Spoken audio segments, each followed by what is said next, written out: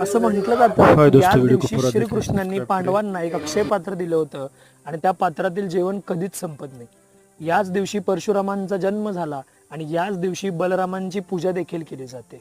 हाच दिवस 3.5 मुहूर्तांपैकी एक महत्वाचा दिवस आहे आणि याच दिवशी कोकणातील आणि घाटावरील शेतकरी अनेक बियाणांची लागवड करतात.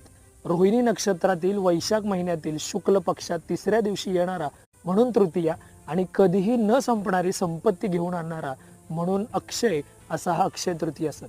गुढीपाडव्याला सुरू झालेली शेतीची मशागत अक्षय तृतीयेपर्यंत संपलेली असते आणि तेव्हा लावलेली बियाणं फळझाडं खूप उत्तम येतात अशी समजूत आहे. खरं तर या दिवशी गळ्यात घालणारं सोनं विकत आणण्यापेक्षा आपण आपल्या शेतात सोनं लावलं पाहिजे. विज्ञानाचा विचार केला तर असं लक्षात येतं की रोहिणी नक्षत्रात पूर्वी अवकाळी पाऊस पडत होता. त्यावेळचं हवामान, जमिनीत असणारी घात ही बियाण्यांसाठी अत्यंत चांगली होती आणि जर अक्षय तृतीयेला बियाणं लावलं